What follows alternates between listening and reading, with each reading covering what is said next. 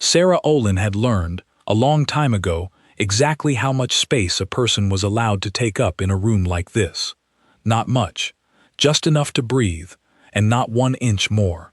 She'd worked a full shift at the clinic the night before, the kind of shift that left her feeling scraped out and useful in equal measure. A woman had come in around 1 in the morning with a toddler running a fever nobody could quite explain, and Sarah had spent 40 minutes talking the woman through it, in the calm, even voice she used for frightened parents, checking vitals, asking questions, until the fever broke on its own and the toddler fell asleep against her mother's shoulder like nothing had happened at all. That was the job, most nights. Small emergencies that felt enormous to the people living through them, and Sarah's only task was to make the enormous feel survivable again. Better than she was at most things people were supposed to be good at. Nobody at the gathering tonight would ask her about it, and that was fine. She didn't need them to. She stood by the window of her small apartment the next evening, holding 2 dresses. One was pale gold, chosen by her mother, ironed and hung on the closet door that morning like a decision already made.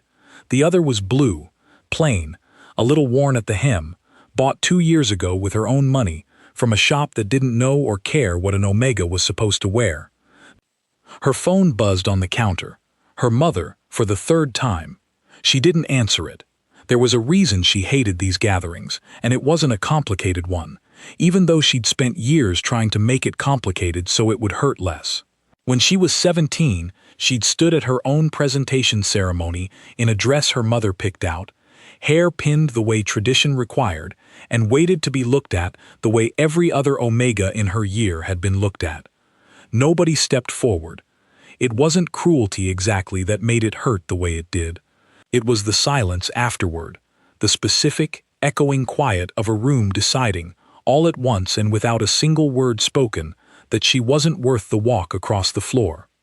Her mother had smiled through it, the way mothers do when they're trying to protect a room's feelings more than their child's.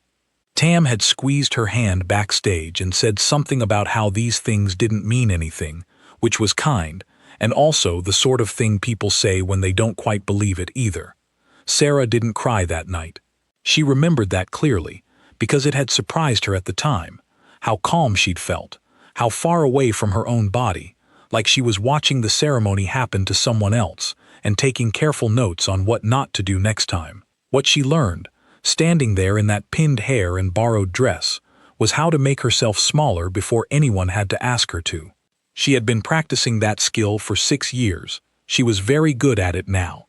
Instead, she picked up the blue dress and put it on, and looked at herself in the mirror above the sink, and thought, not unkindly, that she looked like herself, which was rare enough to notice. The All-In Pack held its yearly gathering in the old stone hall at the edge of town, the one with tall windows and a floor that had been polished so many times it looked wet, even when it was dry. Every unmated alpha within 3 territories would be there.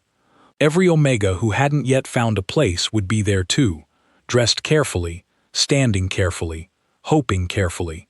Sarah had gone to 6 of these gatherings. She had learned the choreography of all 6. Stand near the wall, smile when spoken to. Don't linger too long near any one conversation. Leave before the presentation ceremony, if you can manage it, because watching other people get chosen is a specific kind of tired that doesn't wash off with sleep. She almost didn't go this time. It was her sister, Tam, who convinced her, not with kindness but with the practical, sisterly logic that Sarah had never quite figured out how to argue with. "You don't have to talk to anyone," Tam said over the phone. "Just be seen. It's good for you. It's good for the family, honestly, if you're seen." Good for the family. Sarah turned that phrase over a few times on the walk to the hall, the way you'd turn over a stone to see what was living underneath it. She didn't find anything new. It was the same stone as always. The walk to the hall took 11 minutes, the same 11 minutes it always took, past the bakery that closed too early and the little park where the town held its summer market, the gravel path crunching under her shoes in a rhythm she could have kept with her eyes closed. She'd walked this route so many times it had stopped being a walk and started being a kind of countdown, each landmark a signal for how much longer she had before she needed to put her gathering face on. Pleasant, unremarkable, easy to look past. The stone hall came into view the way it always did, lit up gold against the darkening sky, cars already lined along the drive, a low hum of music drifting out through windows someone had propped open against the evening warmth.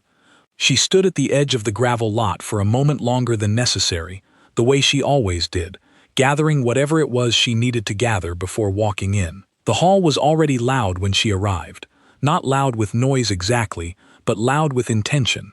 Everyone in that room was doing something, angling towards something, and the air had that particular hum that comes from 40 people, all quietly working an agenda at once. She found the wall by the refreshment table, the same spot she always found, the way a person returns to their assigned seat in a classroom even after the teacher stops taking attendance. Nobody looked at her twice. This didn't bother her the way it used to. It had simply become the fact of the room, like the temperature or the smell of candle wax.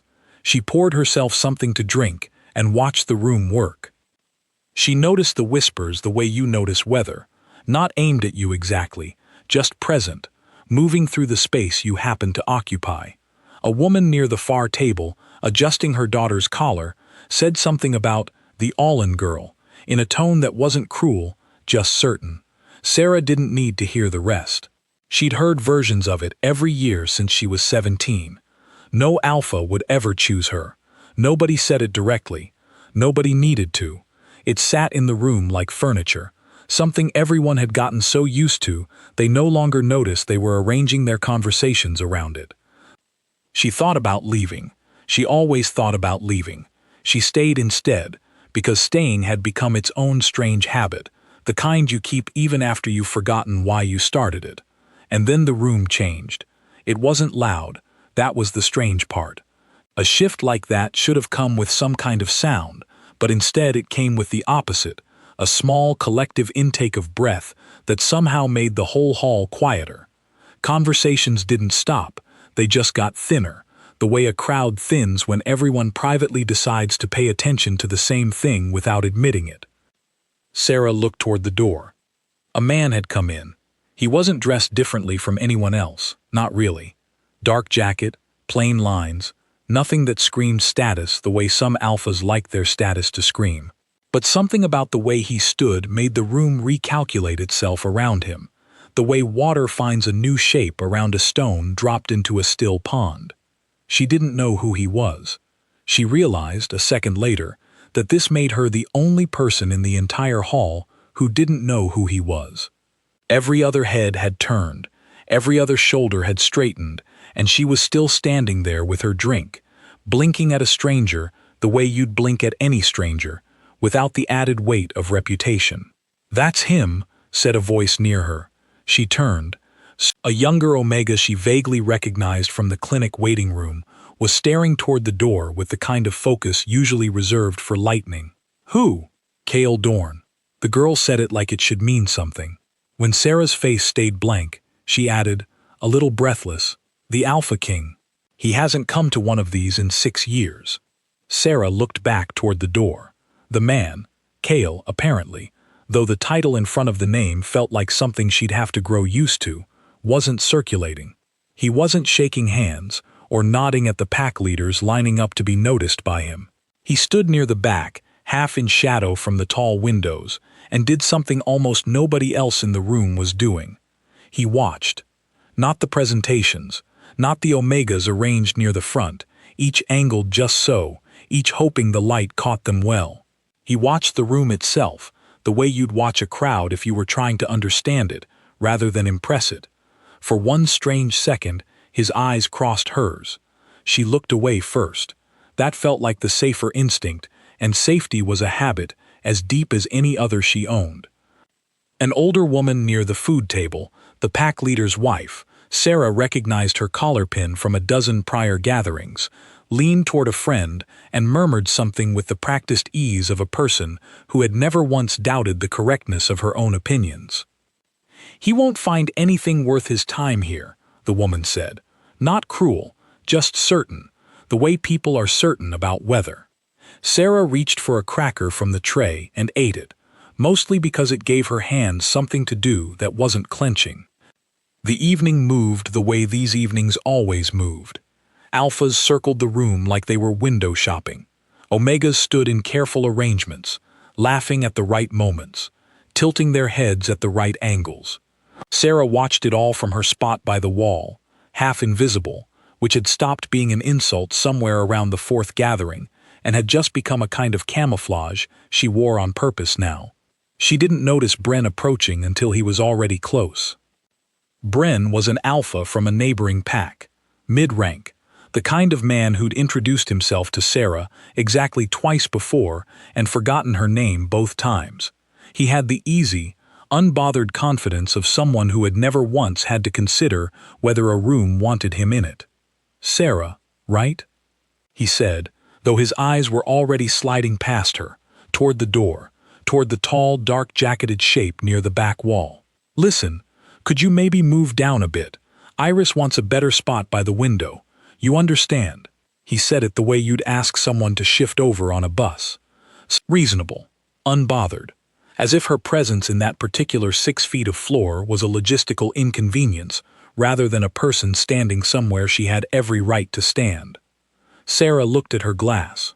There was still a little left in it. "I'll move in a second," she said. "I just want to finish this." It wasn't defiance, not really. It was the smallest, quietest thing a person could do and still call it a boundary.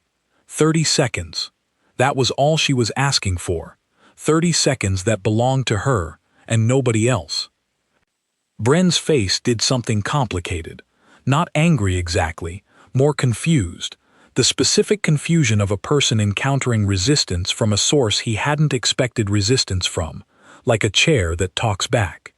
"Don't make this strange," he said, low, glancing sideways to see who might be listening. People were listening.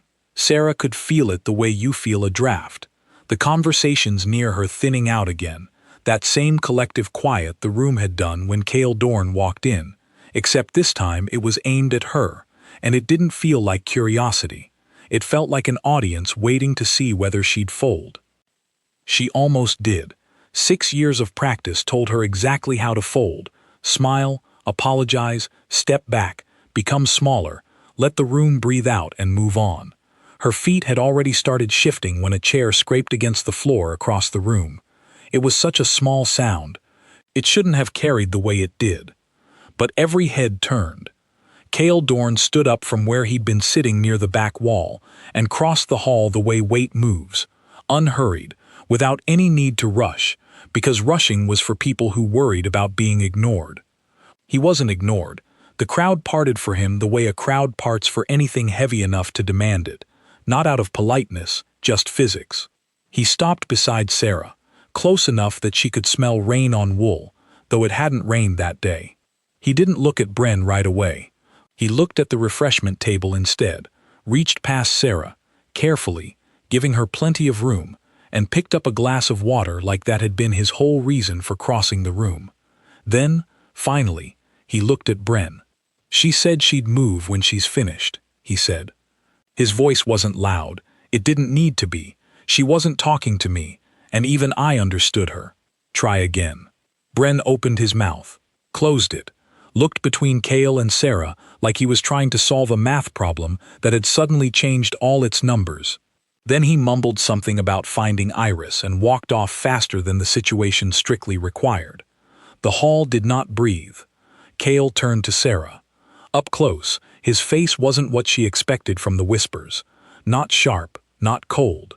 Just steady, the way a wall is steady, not because it's trying to prove anything, but because that's simply what it's built to do. "I'd like to talk to you," he said, "if that's all right." 2 words did the work in that sentence. If that's all right. Nobody used those words with her. Nobody had ever needed to, because nobody had ever waited for her permission before deciding something about her. She looked at him for a second too long. "Okay," she said. They walked out to the side terrace together, past a room full of people pretending very hard not to watch them leave. The terrace was cooler, quieter, strung with small lights that didn't do much except make the dark feel less empty. Sarah set her glass down on the stone railing and wrapped her arms around herself, more out of habit than cold. You didn't have to do that, she said. I know. Then why did you? He thought about it. Actually thought. She could see it happening on his face, like he was checking the honest answer against a few dishonest ones before settling. Because you weren't asking to be rescued, he said finally. You were just asking for 30 seconds. That's a small thing to ask for. It shouldn't have needed defending. She didn't have a response ready for that. It sat there between them for a moment, the kind of silence that isn't uncomfortable so much as it is unfamiliar, like a room you've never been in before that somehow already fits you. What do you do? He asked. Not, I don't mean your rank.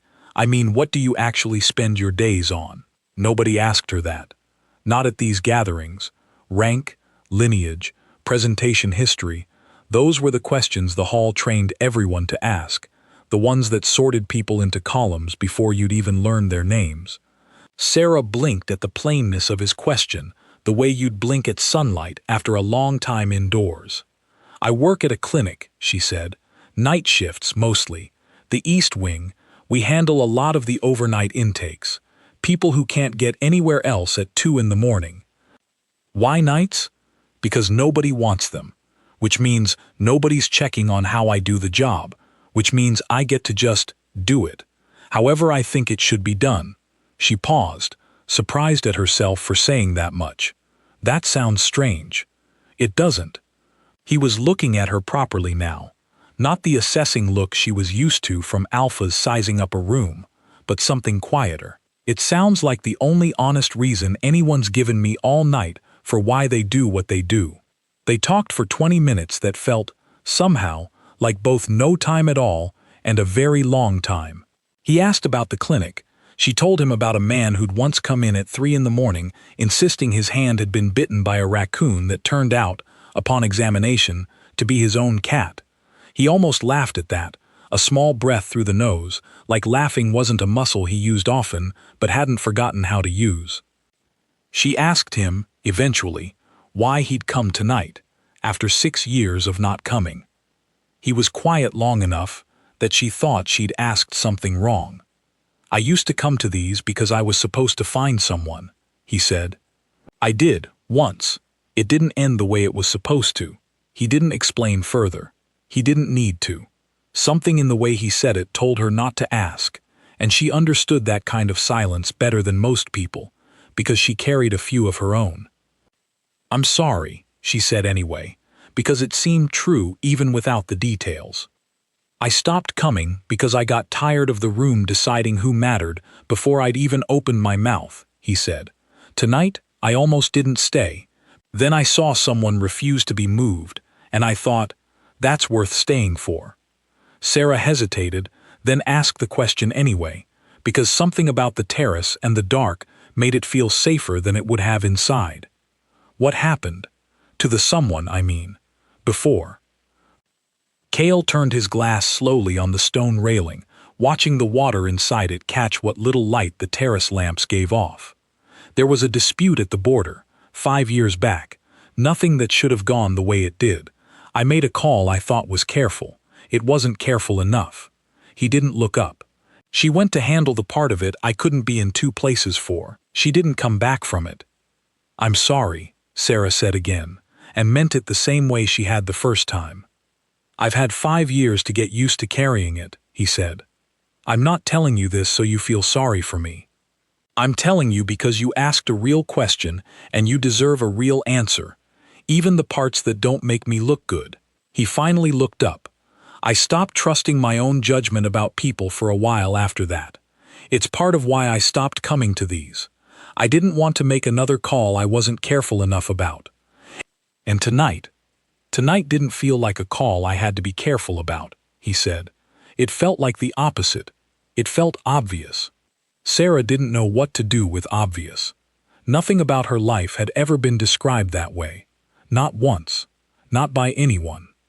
She looked out at the dark garden beyond the terrace, instead of at him, giving herself a second to let the words settle without an audience. I don't know how to be somebody's obvious, she admitted. You don't have to know how, he said. You're already doing it. That's usually how it works. The person doing the thing is the last one to notice. Sarah looked down at the stone railing. She didn't know what to do with a compliment that wasn't really a compliment, just an observation, delivered plainly, like a fact about the weather. "You're doing the thing," she said, "where you make an ordinary moment sound important." Maybe it was important. It was 30 seconds and a glass of lemonade. "People show you who they are in 30 seconds all the time," he said. "Most of them just don't know they're doing it." "What did I show you then, besides an unreasonable attachment to finishing my drink?" He considered the question seriously, the way he seemed to consider most things, instead of tossing back something easy and flattering. "That you'd rather be quietly right than loudly agreeable. That's rarer than people think. Most of the room in there has spent all night being loudly agreeable. It's exhausting to watch, honestly. Some of us don't have the luxury of being loudly anything," Sarah said. "You get to walk into a room and have it rearrange itself around you. I've spent 6 years learning how to take up exactly the amount of space nobody will complain about." "I noticed," he said. "I don't think it's a compliment to the room that you had to learn that. I think it's an indictment of it." She didn't have a quick response to that either. It was becoming a pattern tonight, she realized. Him saying something plain and true, and her sitting with it a beat longer than she meant to, unused to being handed honesty without a hook buried somewhere inside it. They stood there a while longer, not saying much, listening to the party continue behind the glass doors. Somewhere inside, a violin started up, thin and formal, the kind of music that gatherings like this always seem to have on hand. Sarah found she didn't want to go back in yet. She hadn't wanted to stay anywhere in a long time. When they finally did walk back inside, the temperature of the room had changed in a way that had nothing to do with the doors. The pack leader's wife was waiting near the entrance, her smile arranged with the same careful precision as everything else about her. She reached them before either of them could get more than a few steps in. "Cale," she said warmly, "so good of you to come. I hope you've had a chance to meet some of tonight's." Her eyes flicked, briefly, dismissively, over Sarah, and then landed with fresh warmth on a young woman a few feet away, adjusting a bracelet with practiced nonchalance. "My daughter Iris has been so looking forward to meeting you. Exceptional lineage, truly exceptional." She did not look at Sarah again. Sarah was standing close enough to touch the woman's sleeve, and the woman had simply decided not to see her, the way you decide not to see a chair in a room you've walked through 100 times. It should not have stung. Sarah had absorbed worse than this for 6 years running. But something about tonight, the terrace, the 20 minutes, the small unfamiliar thing that had started to loosen in her chest, made the old dismissal land harder than it usually did, like a bruise that had just been pressed by someone who didn't know it was there. She felt the pull to step back. It was an old reflex, worn smooth from years of use, the kind of habit your body performs before your mind has agreed to it. Her weight shifted, just slightly, toward retreat. She caught herself. She thought about the glass of lemonade. 30 seconds. A small thing, but hers. She stayed exactly where she was. Around them, the whispers had already started their quiet work, the way they always did, threading through the hall in low, unhurried currents. "He's just being polite. He's the king. He can talk to anyone he wants. It doesn't mean anything. She doesn't even have a presentation ranking. There's no way he'd actually." Sarah heard all of it, the way she always heard it, not as individual voices but as a kind of pressure, a weather system that had followed her through every one of these gatherings since she was 17 years old, and had learned, in the space of one bad night, exactly how loudly a room could say no without ever raising its voice. She had learned to make herself smaller in rooms like this. She had gotten very good at it. It was, she sometimes thought, the only skill this world had ever bothered to teach her properly. Cale didn't seem to hear the whispers, or if he did, he didn't let them land anywhere visible. He excused himself from the pack leader's wife with a politeness that somehow still managed to close the conversation, and turned back to Sarah. "They're going to start the presentation portion soon," he said. "I know how that part goes," Sarah said. "I usually leave before it starts." "Why?" She looked at him, surprised he'd asked something so obvious out loud. Because watching everyone else get chosen isn't really my favorite way to spend an evening. Something crossed his face, not quite a smile, something quieter and more deliberate than that. "Stay for this one," he said. She didn't know what he meant by it. Not exactly. But there was something in the way he said it, not a command, not even really a request, more like an invitation to trust him with the next few minutes, that made her nod before she'd fully decided to. The hall began to reorganize itself the way it always did before the ceremony. Chairs scraped back.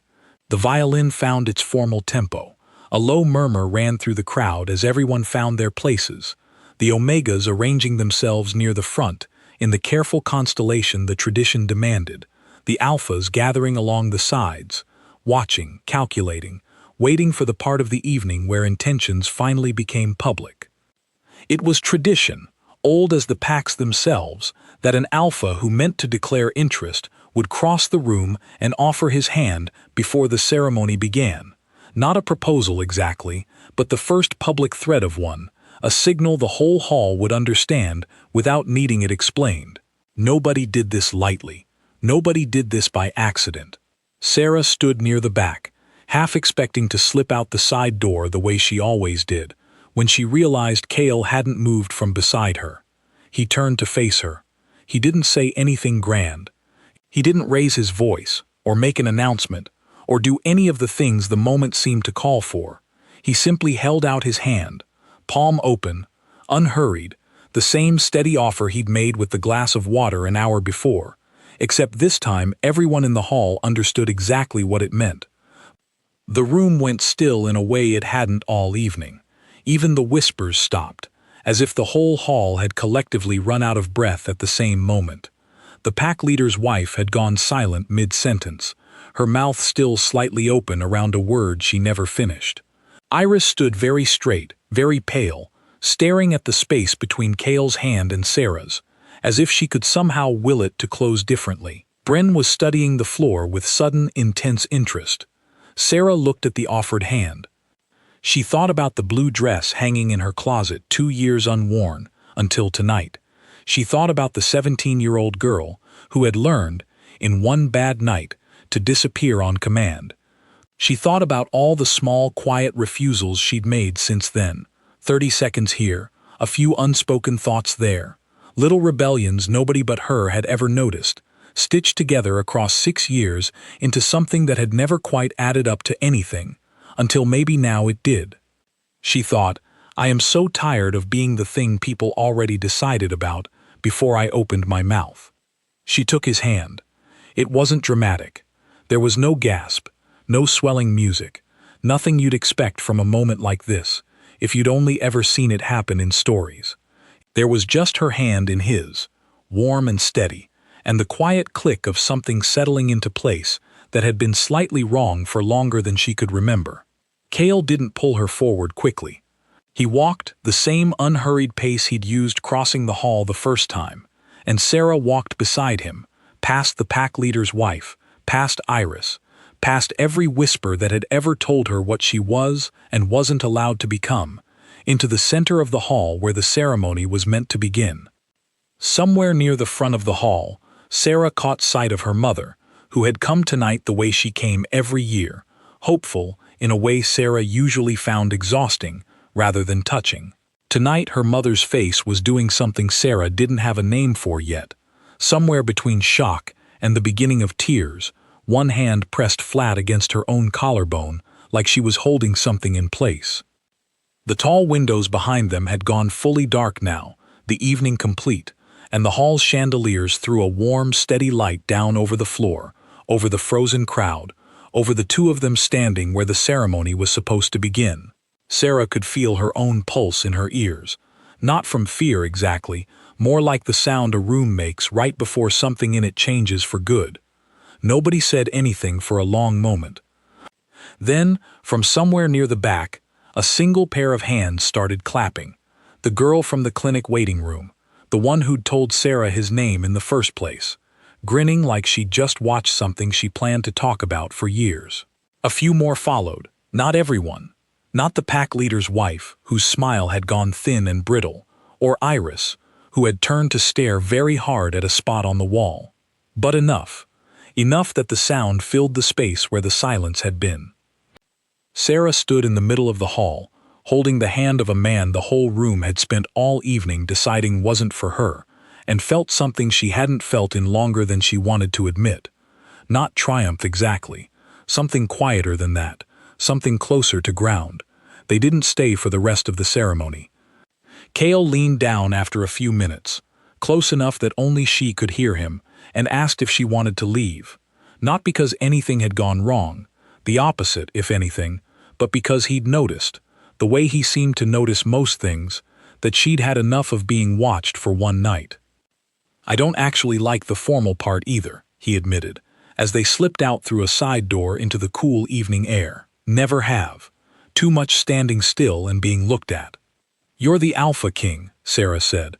Isn't standing still and being looked at basically your entire job?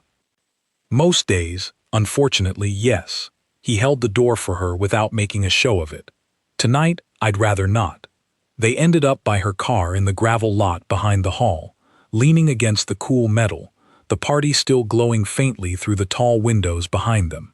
The night had gone quiet in the particular way small towns go quiet. Crickets, distant traffic, the occasional laugh drifting out from the hall, and then fading. "Can I ask you something?" Sarah said, "and you don't have to answer if it's too much. Go ahead." "Why me? Really? Not the version where you make it sound noble, the actual reason." He was quiet for a moment, turning the question over the way he seemed to turn most things over, before speaking, carefully, like he didn't trust himself to say something he didn't mean. "Because you weren't performing," he said finally. "Everyone in that room tonight was performing something. Status, charm, availability. You were just standing there, being exactly as much of yourself as the room would allow, and even that was more honest than anything else I saw all night." That's a strange thing to be chosen for. Maybe, but it's the only thing I've ever actually wanted, and I didn't know it until I saw someone doing it without trying. Sarah looked down at her shoes, half embarrassed, half something else she didn't have a word for yet. "I'm not going to be easy," she said. "I don't know how to do this. The presentations, the ranking, whatever comes with being seen next to someone like you. I've spent 6 years getting very good at not being seen." "I'm not asking you to be easy," Cale said. "I'm asking if you'd like to have dinner with me sometime that isn't a gathering full of people deciding things about us before we've decided anything ourselves." She laughed, actually laughed, surprising herself with the sound of it. "Yeah," she said. "I'd like that." They talked for another hour in that gravel lot, about nothing in particular and everything that mattered. Her clinic, his territories, the raccoon that turned out to be a cat, a border dispute he'd handled badly years ago and still thought about more than he let on. Neither of them mentioned the hall again, or the whispers, or the pack leader's wife's thin, brittle smile. It didn't feel necessary. Some things you leave behind simply by walking far enough away from them. Their first real date happened 10 days later, at a small restaurant Cale picked specifically because almost nobody knew he liked it. It sat at the end of a quiet street, with exactly 9 tables, and a menu that changed depending on what the owner felt like cooking that week. No cameras, no pack elders watching from a careful distance, just 2 people and a plate of food neither of them had to perform anything about. Sarah wore the blue dress again. She hadn't planned it that way. It was simply the dress that felt like hers, and she'd stopped questioning why that mattered. "You look nervous," Cale said, once they were seated. "I am nervous. I've never done this part before. The gathering that was a whole room deciding something. This is just you and me deciding something, and somehow that feels harder." "It's supposed to feel harder," he said. "The room doesn't actually know either of us. We're the only 2 people at this table who get a vote." They talked for almost 3 hours. He asked about her family, her mother's phone calls, Tam's practical affection, the father she barely remembered who'd left before she was old enough to form real memories of him. She asked about his territories, the ones he liked visiting, and the ones he only visited out of duty. The small rebellious habit he had of eating breakfast, standing up in the kitchen instead of at the long formal table his staff kept setting for him out of habit. He asked her, too, about the 17-year-old girl at the ceremony, gently, careful not to push if she didn't want to go there. She told him the short version, the dress, the silence, the walk off stage that had felt longer than any walk she'd taken since. He listened without interrupting, without rushing to fix it or minimize it, and when she finished, he didn't offer sympathy so much as a kind of quiet fury on her behalf that she found oddly comforting. "That room failed you," he said simply. "Not the other way around. I want to make sure you know I understand the difference." "I'm starting to," she said. "It's taken a while. You don't have to have it all sorted out already. I'm not in a hurry." That, more than anything else he'd said all night, was the thing that stayed with her longest.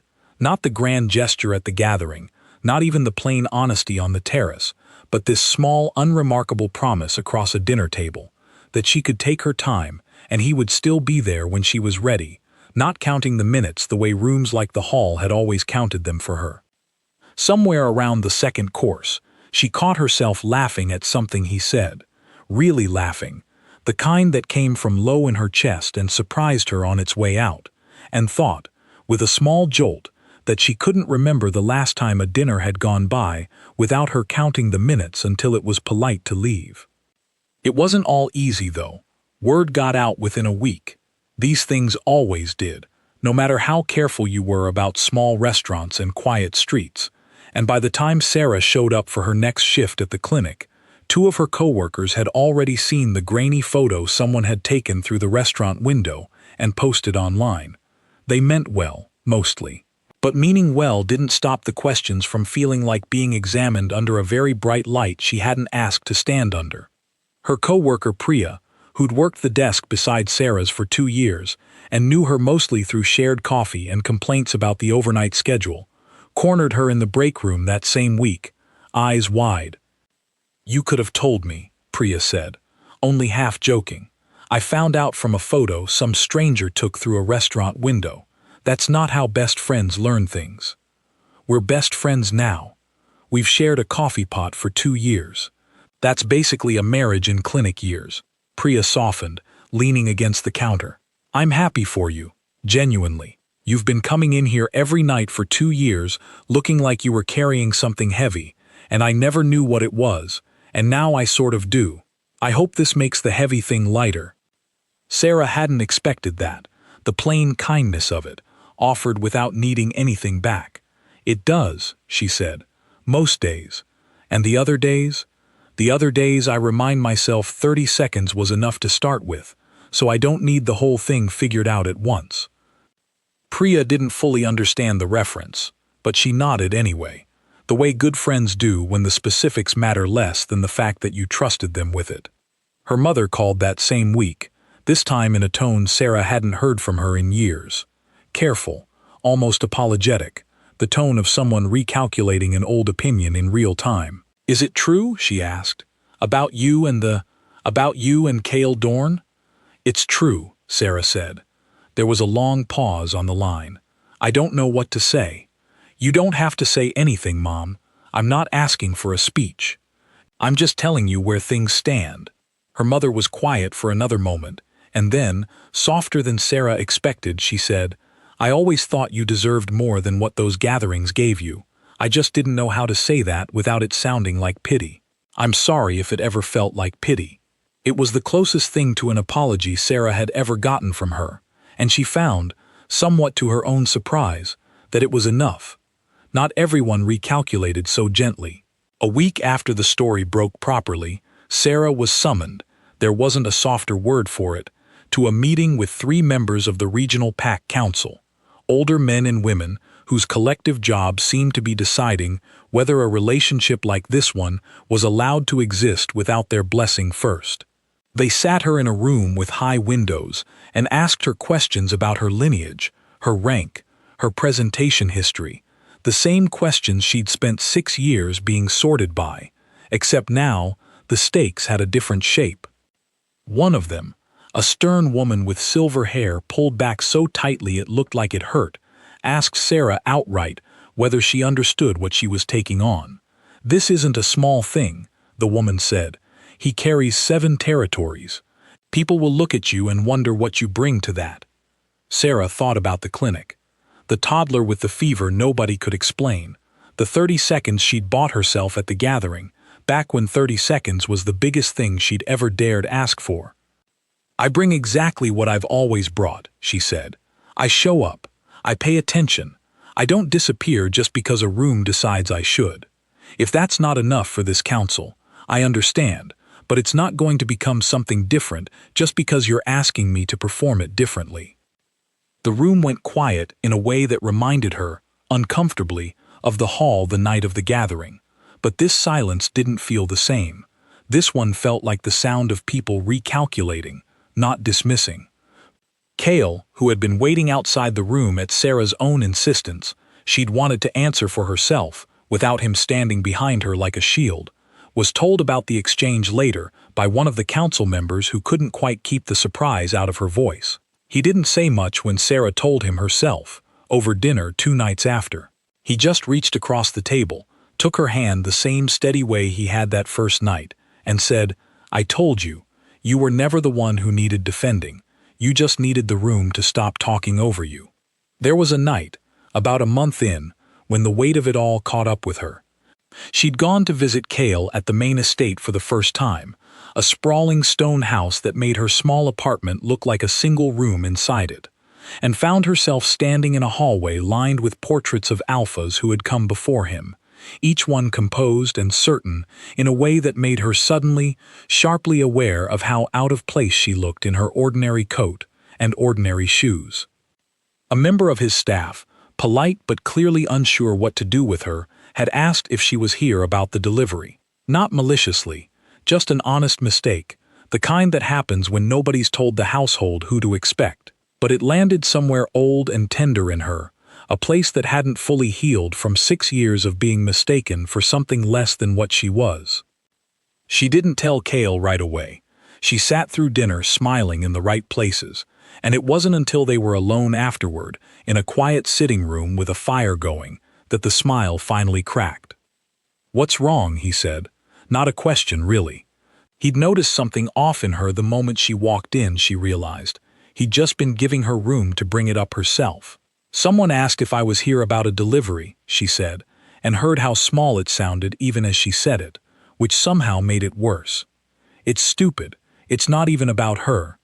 It's about, I keep waiting for the moment where everyone in your world looks at me and sees what that first hall saw.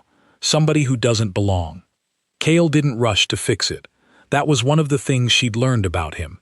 He let a thing sit in the room long enough to be fully felt before he tried to do anything about it. "That's a fair thing to be scared of," he said eventually. "I'm not going to tell you it's silly, because it isn't. You spent 6 years in rooms that trained you to expect that exact response. It makes sense that a hallway full of strangers would bring it back up. So what do I do with it?" "You don't have to do anything with it tonight," he said. "You just told me. That's enough for tonight." He was quiet a moment, then added, "And for what it's worth, nobody in this house gets to decide what you belong to. I decide who I choose. I already chose. The house is going to have to catch up, not the other way around." It wasn't a fix, exactly. The old fear didn't disappear just because he'd said something true and steady about it, but it loosened, a little, the way a knot loosens when someone finally finds the right thread to pull. She fell asleep on the sitting room couch that night before the fire had fully burned down, and woke to find he'd stayed beside her rather than going up to his own room, arm resting loosely across the back of the couch, not touching her, just there, the way ground is there whether or not you remember to notice it. She thought about that hallway a lot in the weeks that followed, not with the same sharp sting as that first night, but as something she was slowly learning to hold without flinching. Belonging, she was starting to understand, wasn't a single moment where a room finally agreed to let you in. It was smaller than that, and slower. 100 quiet nights on a couch by a dying fire. 100 small proofs that nobody was going to make her disappear on command anymore, not even her own doubts. Weeks later, a journalist from one of the regional papers managed to get an interview with Cale Dorn, a rare thing since he'd turned down most requests for the better part of a decade. Near the end of the interview, almost as an afterthought, the journalist asked him about the gathering, about the Omega who'd walked into the center of the hall holding his hand while half the room stood frozen. "Why her?" the journalist asked. "If you don't mind my asking." She wasn't a name anyone expected. Cale thought about it the way he thought about most things worth answering honestly. She was the only person in the room who wasn't performing, he said. Everyone else was trying to be chosen. She was just trying to finish her drink. The journalist laughed, assuming it was a joke, and moved on to the next question. Cale didn't correct her. Some answers aren't meant to be understood by everyone who hears them. Some are only meant for the one person who already knows exactly what they mean. Tam called the morning the interview ran, laughing before Sarah had even finished saying hello. Finishing her drink, Tam repeated, delighted. That's it? That's the big romantic reason? Apparently. I love it. I'm framing it. I'm putting it on a plaque. A pause, softer. I'm proud of you, you know. I don't think I ever said that properly. Back when, after the ceremony, when you were 17, I should have said it then instead of telling you it didn't mean anything. It did mean something. I just didn't know how to help you carry it. Sarah sat with that for a second, turning it over the way she'd once turned over her mother's careless phrase about being good for the family. This one didn't feel like a stone with nothing living underneath it. This one felt like something offered honestly, a little late, but offered all the same. You're helping now, Sarah said. That counts. 6 months after the gathering, the All-In Pack held its next yearly ceremony in the same stone hall, with the same tall windows, and the same floor polished until it looked wet, even when it was dry. Sarah hadn't planned on attending. Old habits didn't dissolve just because the story around them had changed, but Cale asked if she'd come with him, not as a formality, not as a public appearance for the sake of appearances, but because he thought she might like to see the room again, from a different angle than the one she'd spent 6 years standing in. She almost said no.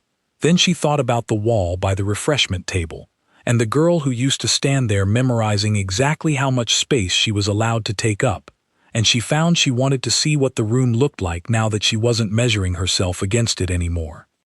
They didn't stand by the wall this time. Cale introduced her properly to people she'd only ever known as murmurs and collar pins, pack leaders who shook her hand with actual interest instead of polite dismissal, an elderly alpha who told her, unprompted, that he remembered her from years back and had always thought the room did her a disservice. She didn't know what to do with that kind of honesty either, but she was getting better at receiving it without flinching. The pack leader's wife was there too, older somehow in just 6 months, her smile a little less certain than Sarah remembered it. She approached near the end of the evening, Iris trailing a step behind her, and offered something that was almost, though not quite, an apology. I hope there are no hard feelings, the woman said.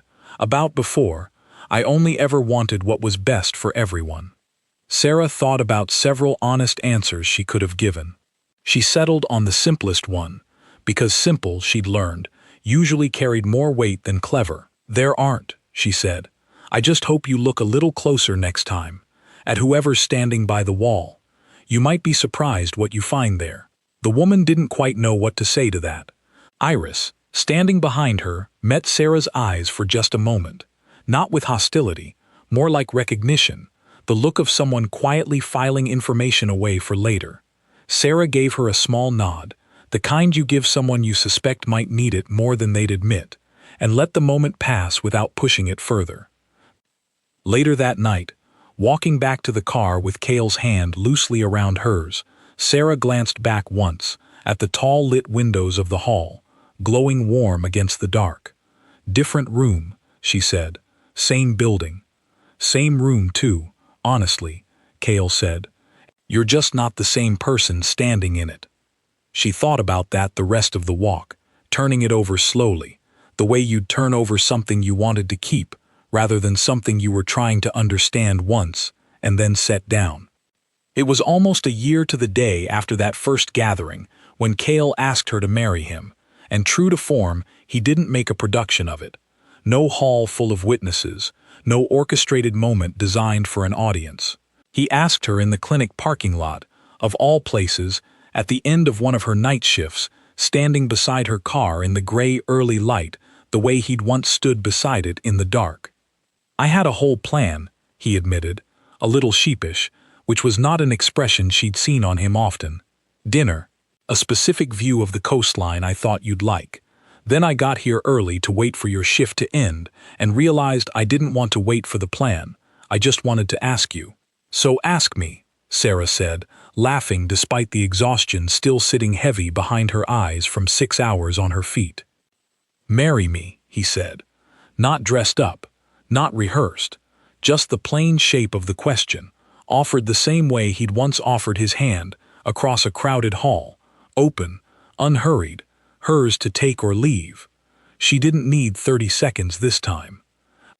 Yes, she said, and the word came out easier than she expected, easier than almost anything had ever come out of her in a room, or a parking lot, or anywhere else she'd once had to measure her own space so carefully.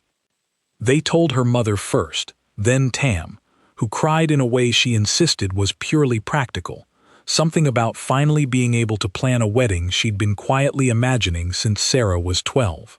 They told Priya at the clinic, who declared the break room coffee pot officially responsible for the whole thing and refused to be argued out of it. They did not, notably, make any kind of announcement at a gathering, formal or otherwise.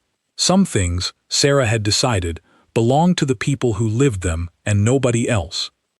The morning of the wedding, her mother helped her get ready in the same small apartment where this whole thing had started, the closet with its 2 dresses long since replaced by a single one, pale and simple, nothing like the gold dress from all those years ago.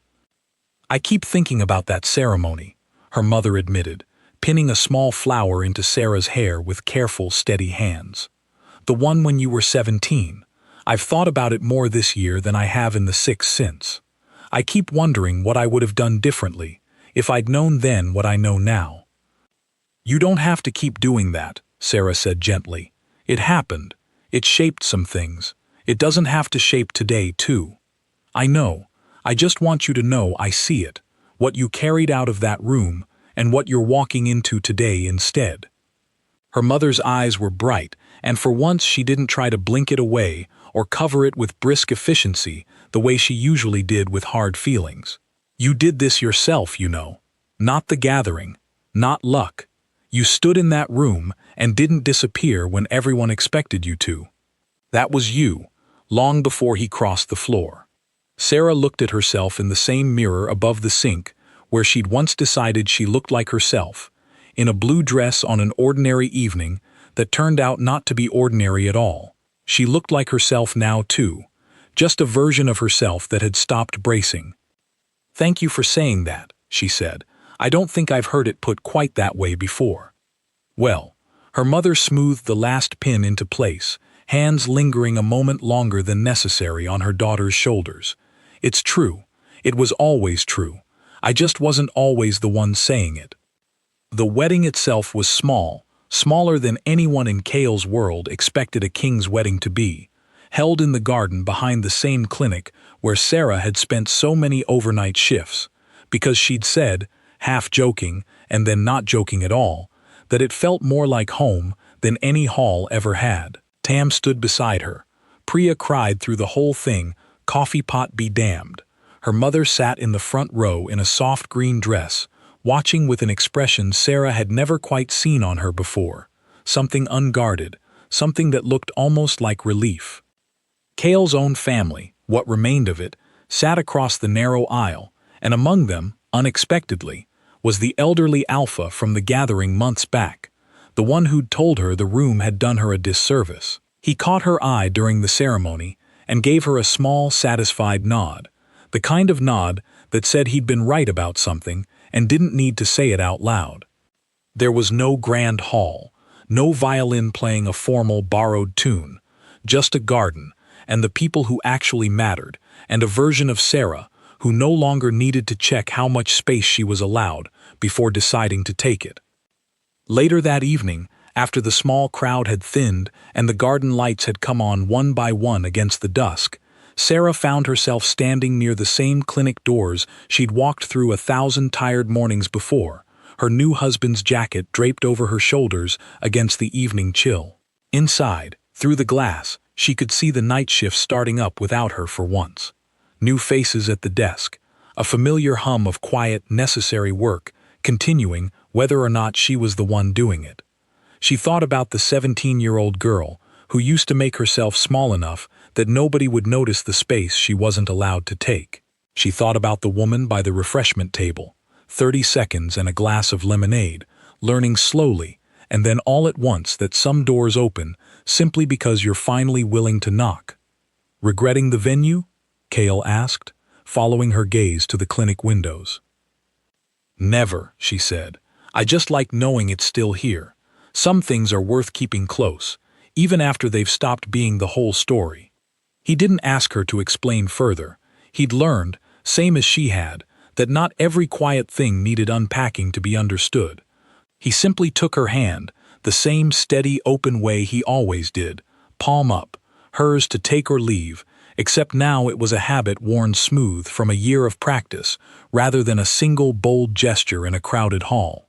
She took it, the way she always did now, without having to think about it first.